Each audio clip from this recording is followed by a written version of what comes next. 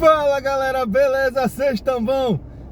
Galera, o Brasil passou para as oitavas de final!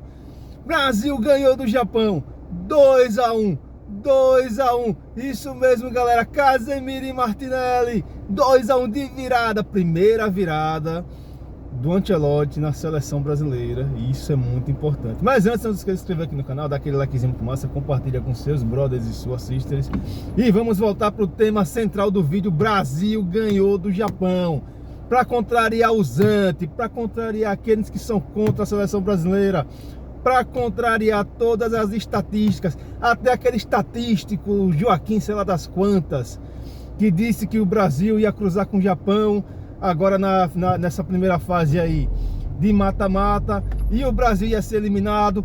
Toma para você aprender. Respeita a seleção brasileira, faz que nem o Matheus Cunha, mostra o 5 e vamos ser 6, vamos ser hexa. Isso mesmo, agora vamos aguardar entre Noruega e Costa do Marfim para as oitavas de final, e vamos lá, vamos chegar na final e vamos ganhar.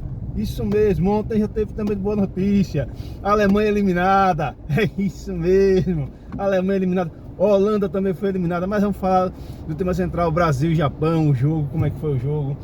O jogo começou bem movimentado, só que o Brasil começou tendo mais chances claras de fazer gol. Porém, aquela boa e velha história, quando as coisas vão bem demais, aí o Brasil acaba dando aquela cochilada e dá uns vacilos. E esses vacilos que são complicados. Por exemplo, o primeiro vacilo foi o Casemiro ter tomado cartão amarelo. Já aquele volante de marcação um pouco mais dura, ele tomar o amarelo já complica um pouco. Porque no momento que precisa fazer uma falta, ele vai pensar duas vezes e não vai dar o bote no momento correto, ou não vai querer fazer a falta com medo de tomar o segundo amarelo e ser expulso. E foi exatamente o que aconteceu ali quando o Japão abriu o placar. Danilo fez um toque, fez um passe errado. O jogador japonês pegou ali no meio de campo, saiu levando. O Casemiro poderia ter feito a falta, mas se faz a falta, tomava amarelo. E o pior, ninguém reage. Não só foi o Casemiro, ninguém ali da defesa veio para poder fazer a cobertura. E aí deixou o japonês livre, e ele chutou e Alisson acabou aceitando. As estatísticas mais uma estatística negativa para o Alisson.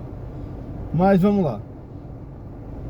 E aí no primeiro tempo, depois desse primeiro gol, o Brasil não era o Brasil. Era rezar para acabar o primeiro tempo, porque o Japão, a estratégia do Japão era jogar por uma bola. Eles entraram com a linha de 5 e a estratégia deles era realmente, perdão galera, era realmente jogar por uma bola. E jogar também no erro da seleção brasileira. Pegar ali uma falha da seleção, partir em contra-ataque e tentar fazer talvez o segundo gol. Ainda bem que o Brasil conseguiu segurar ali o primeiro tempo, a trancos e barrancos. Parecia vídeo cacetado, tinha lance mesmo que eu olhava assim e dizia: meu Deus do céu, o que é isso?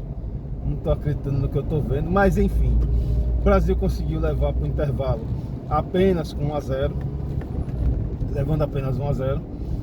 E aí eu já imaginei, eu falei, não, ele vai ter que mudar. Ele vai ter que mudar alguma coisa. Até porque o Lucas Paquetá saiu lesionado. Não sei se vai jogar o próximo jogo. E aí o Brasil entra, tem a primeira substituição. Entrou com o Endrick. Foi Endrick? Acho que foi Endrick.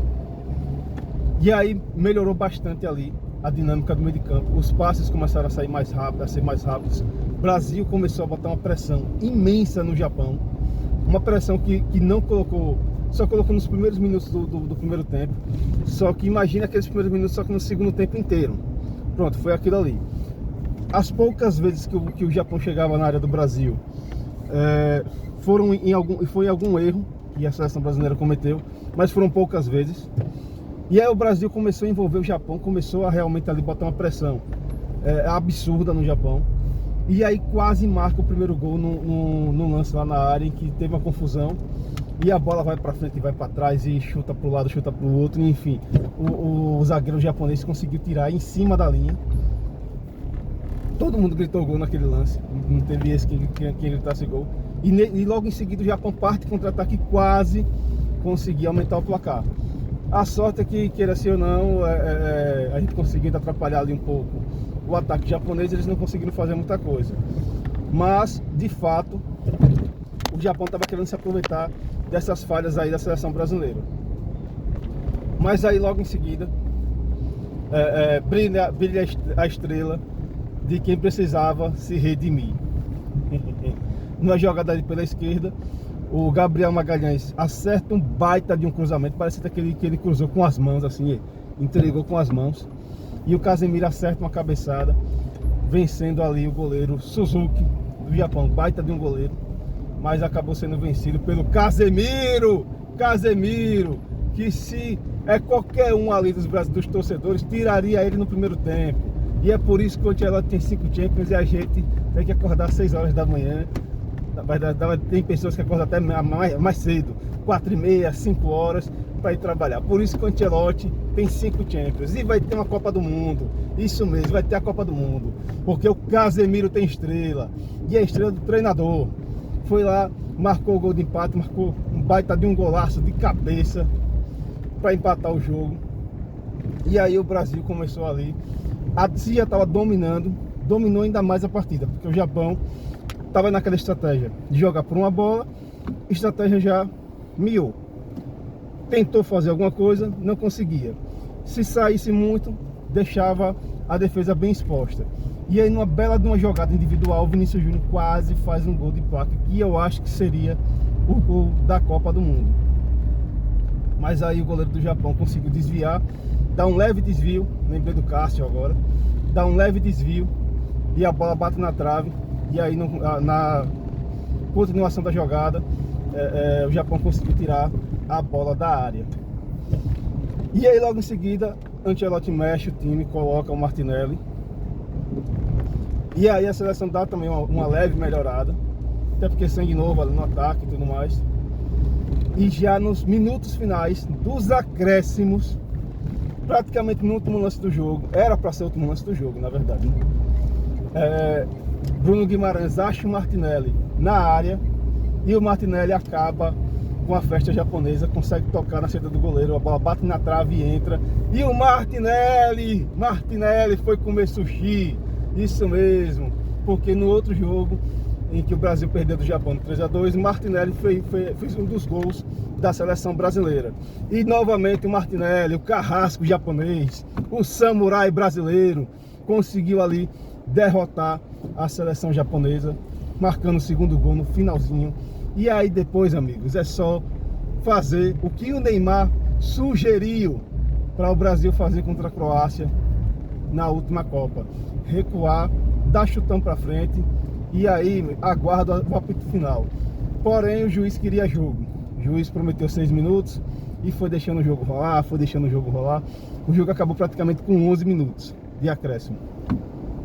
Mas o Japão pouco conseguiu fazer ali na área da seleção brasileira, não conseguia concluir as jogadas e pouco perigo deu ao gol do Alisson.